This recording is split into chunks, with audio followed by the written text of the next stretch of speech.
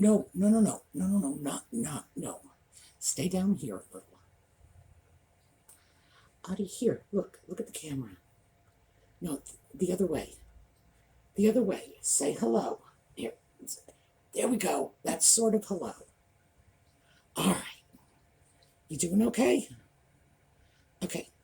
Can I put you down? There we go. So that was our couple of seconds of Audie. Welcome back to Just Chattin'.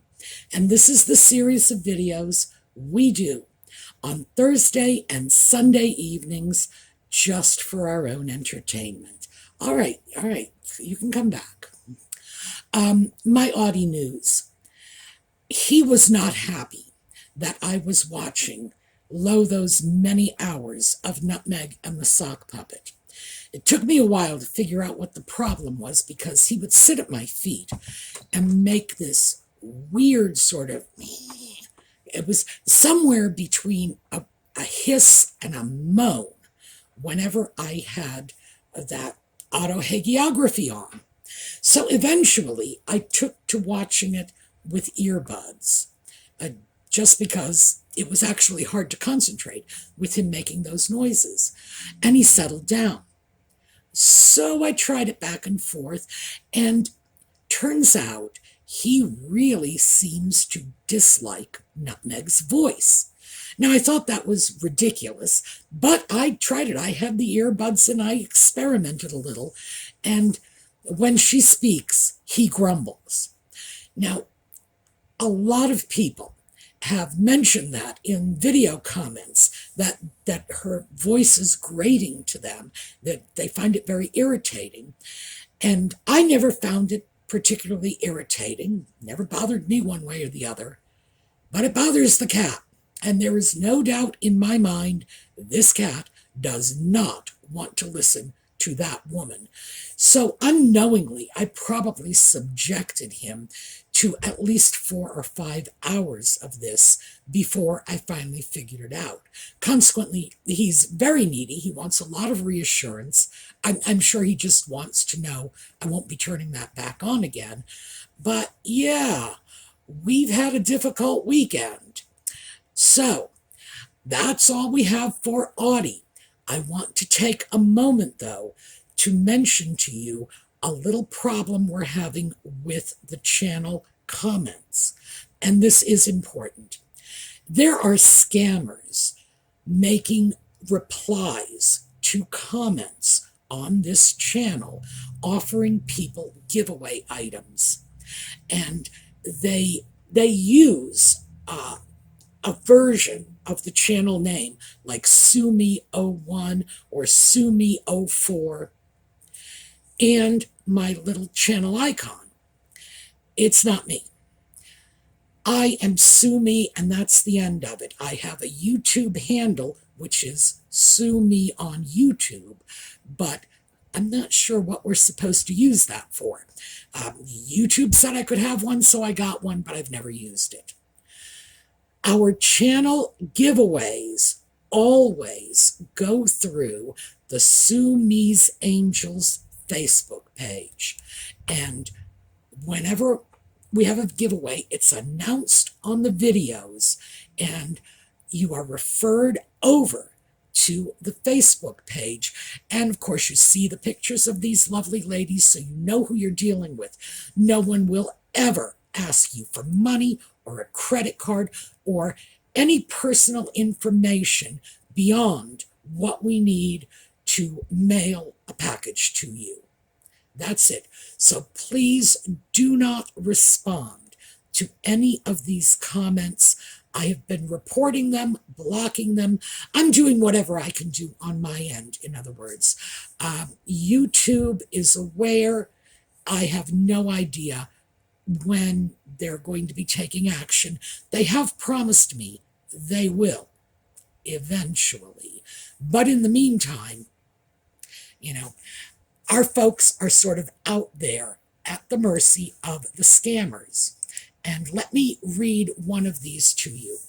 It is from an account called Text Me on Telegram, Sue Me 01. That's not me. And it reads, thanks for watching, no punctuation. Expects more videos from me, no punctuation. You are the lucky winner for today. Me a direct message to the username above on more details on how to claim your prize. Finally, we've got some punctuation because that closes with a period. Now, for all of our viewers who speak English as a native language, I imagine that came across to you pretty clearly as the work of a non-native speaker. However, not all of our viewers speak English as a native language. Consequently, we really have to throw the warning out. No, it's not me. I don't know who these people are. They are criminals.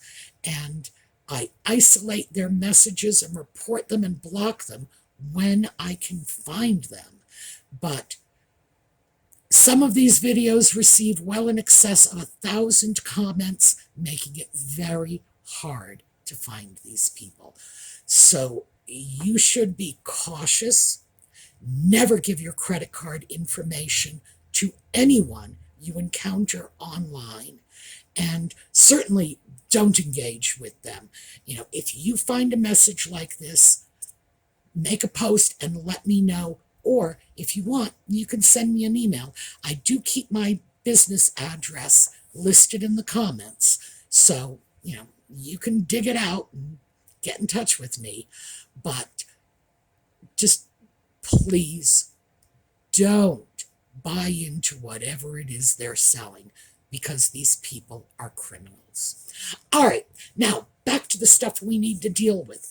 When we come back, we are going to talk a little bit about the autohagiography and what they wanted us to take out of it, as opposed to what most of us took out of it. So we'll be right back.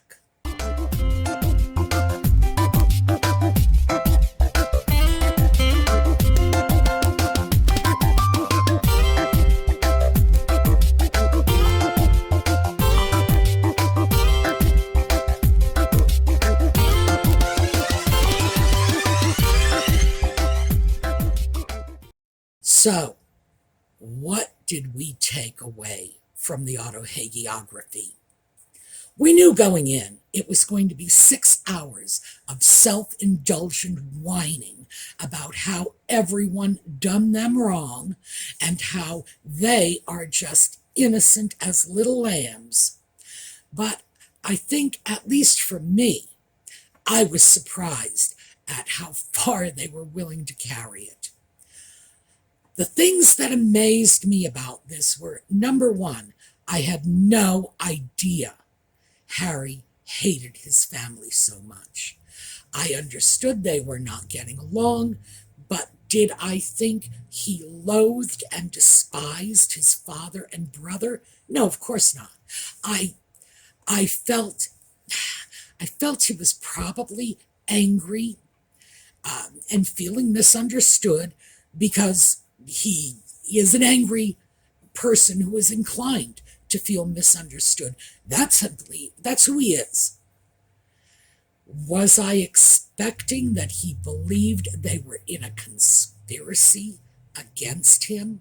Was I expecting that he was going to demand that they be held accountable for all the evil things they've done to him, and especially his wife, and he should get an apology? No, I did not. I read a newspaper article this morning claiming that Harry is, in fact, demanding, well, actually, it's the two of them, demanding a royal summit and an apology from these evil people. That shocked me. I simply did not believe it had gone that far. I had believed, or perhaps hoped, that there might be some possibility of a rapprochement that could be reached, that somehow they could manage to pull some threads of family out of this. I don't see that as possible anymore. The extent of Harry's venom, and venom that is directed toward his closest relatives, his brother, his father, is astounding. That was probably the biggest eye-opener. I did not expect so many blatant contradictions coming from them. I did not expect that they would use this docudrama, and I will not call it a documentary because I do not believe anything in this is historically accurate. I did not think they would use this docudrama to contradict stories they had previously given, stories that had come out of their own mouths. But again, that just shows I underestimated Nutmeg's just unfathomable desire to vindicate herself. If she feels she is being criticized for something, she will do whatever it takes to set the record straight, including more lies and contradicting stories she herself has told. So we got a whole new first date, first meeting story. Why? Because Nutmeg has been widely accused of targeting Harry as the good little adventuress that she is, and she felt the need to unravel that story and make it appear that it was Harry who chased her. Yeah, right. But that is, if you look at all of the contradictory stories, you will see that is the thread. When Nutmeg has come up with a new story, it's because she was criticized for the previous story. And the problem with that is that if you say, I lied yesterday, but I'm telling the truth today, why should I believe you today? You just admitted you lied yesterday. You've blown your credibility. And they don't seem to understand that. So I go back to what I've been saying all along, which is that these two people do not listen to what they say. They have no sense of the words coming out of their mouths. There was an incredible amount of hypocrisy, and I mean, cut to the core hypocrisy in this. For example, they are vilifying the royal family and the media. They loathe them both and make no bones about it. Yet everything they are, everything they have, traces back to the royal family and the media. Who would they be if Harry was not a British prince? We all know who Nutmeg was when she was on Suits. She was hardly a superstar. No one was banging down her door. So it is the royal family that have given them this platform. And then it is the media that has been expanding on that and amplifying it and putting them in touch with the greater world, which is what they want. If they don't like the royal family, there is a super easy solution. Surrender the titles and go off and be Mr. and Mrs. Harkle somewhere. But that's not going to happen, because even though they loathe the royal family, they are not going to give up all the goodies they get from that association. And that is, in fact, very hypocritical. The media, again, they hate the media, but they live on the media. The media is what makes them who they are. The media is what puts them in touch with all of the people they want to spread all of their truth to. Without the media, they would be nothing. And of course, without the royal family, they would be nothing. Yet, as I say, vilifying both. Now, this makes sense in their minds because Harry, at least, and who knows what Nutmeg thinks, but Harry believes that the media and the royal family are in cahoots. Oh, that's right, I do know what Nutmeg thinks. Nutmeg thinks they are both out to destroy her, and Harry thinks it's because they're all racist. So these were the common threads that were going through that endlessly long bit of self-indulgence. That is what was the major thread. The minor threads, of course, were Diana. She was a major minor focus. She has been gone for 25 years, and Harry, the man cannot take a breath without uttering his mother's name. They are merchandising Diana because all they are doing is merchandising. In this case, they were merchandising their alleged love story with Diana as the frequent guest star. No, this is not someone who is in any way interested in preserving his mother's reputation, her good name. No, he's dragging it through the mud at this point. The fact is that if Diana were alive, she would be appalled by their behavior. Why? Because her firstborn son is going to inherit the throne. Harry is attacking his brother. How could she possibly support that? Why? Because she loves Harry more than she loved William? That is craziness, even though I think that is what Harry believes, because he did say in the Hoda interview that Diana, had taken care of William and now it was Harry's turn. So clearly he believes his mother is on his side. Frankly, that kind of thinking is just plain delusional. But it's not the only piece of delusional thinking that came out of this. They seem to believe that Nutmeg's story, whatever that is at the moment, is emblematic of Britain's history of racism. When you confront that as a concept, and you look at Harry, I don't know about the rest of you, but for me, the first thought that comes into my mind is, what the hell happened to the Tudor legacy? They were some of the most brilliant people of their day. The whole lot of them. Mary, okay, and Mary was the dimwit of the crowd, spoke 5 languages, and this moron, you know why he doesn't wear shoes? Because I don't think he's smart enough to tie them. He's just out there throwing his ignorance out to the world so that everybody can see what an idiot he is. You gotta wonder. You gotta wonder. Stupid as he is, I would think even he would understand this.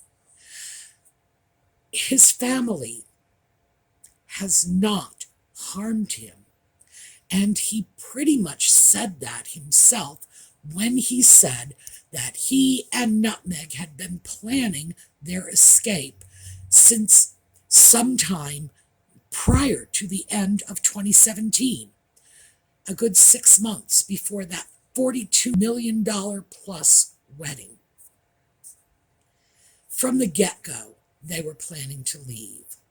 And then, when they left, they gathered up all the little threads of grievances and said, look, this is why they left. Well, I mentioned that before. It's ex post facto reasoning.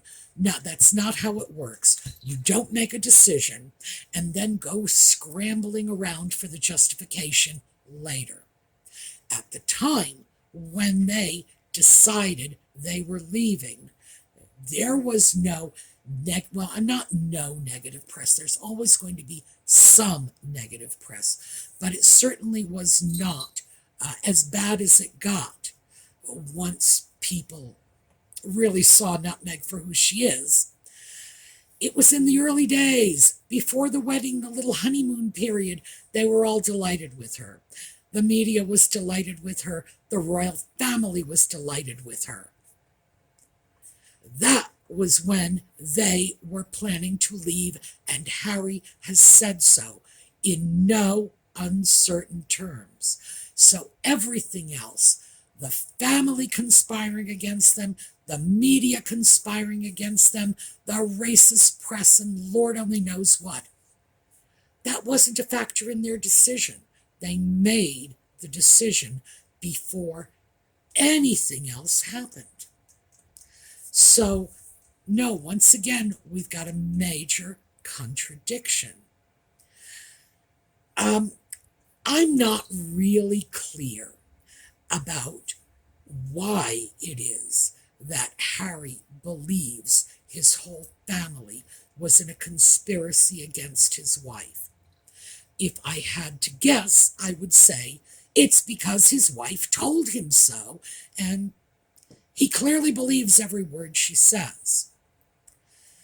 For us, the thing we must remember is those 6 hours of schlock and drivel were all scripted. Nothing took place that they did not want to share with us. That's all there is to it. The cameras were rolling.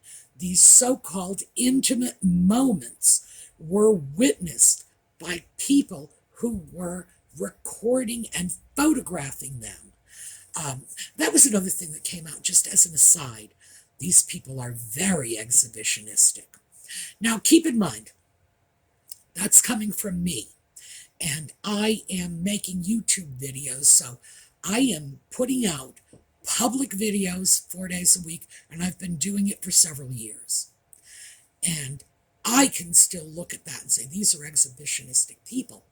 In order to do what I do, I have to be at least a little exhibitionistic, even though I don't think of myself like that. That's not how I self-define, but I still recognize the reality. I have to be willing to throw myself out there and, warts and all, because I made videos. Gosh, I made a video, I think it was a day after I contracted Bell's palsy, and half my face was absolutely frozen. I still made a video that day. So, yeah. Do I have to own that? Yes, I do. I may not feel that that's a good description of me, but I have to own it. And I look at what they did and say to myself, I could never do that.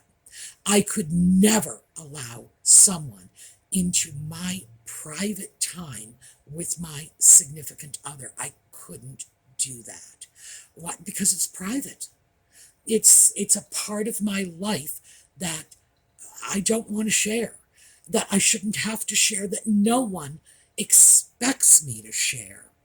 Yet Nutmeg and Ginger are allegedly sharing this. As I say, it's all scripted. They're allegedly sharing this while at the same time screaming that the paparazzi are invading their privacy. They have invaded their own privacy. There is nothing that some random photographer has exposed about them that they have not exposed in spades about themselves. It's just the way it is. So, again, hypocrisy, contradiction, that is what really struck me as especially obvious in this, that first of all, we can't trust a word they say because they will contradict it later. And second, there is nothing that they will not sacrifice for whatever ends they are expecting to gain. So I think, to sum up, those of you who did not see this are just as well off. Those of you who did, well, you know what I'm talking about because you endured 6 hours of it. And I have no doubt that you were probably sitting there doing that whimper growl that Audie was doing, because I was very close to it myself. They do not want to allow us to make up our own minds about what's going on. What they want is for us to buy their version of reality, hook, line, and sinker. They want a summit in the UK. They want an apology from William and Charles. Look, Charles is eccentric. He always has been. He's only a couple of years older than I am. And I remember when we were both in our 20s, and I was scratching my head saying, this is a seriously eccentric guy. But he's not crazy. And William, he's not even eccentric. This guy is he is just Roger Ramjet. He is as on the straight and narrow as you get. Does anybody really believe it is likely that either one of them are going to have such a serious mental lapse that they are going to buy into this bizarre conspiracy theory, which is the only thing I can call it, the royal family and the media trying to bring down Nutmeg because she's black? That's a conspiracy theory. And it's so wrong on so many levels. What? In order to give them the acknowledgement and apology they want, Charles and William would have to buy into that insanity. And they're not going to do it because they're not crazy. The only way Nutmeg and Ginger are going to get what they want is if they get themselves a cup of LSD and dump it in the reservoir outside Buckingham Palace. It's the only thing that's going to work. Other than that, it's not going to happen. Period.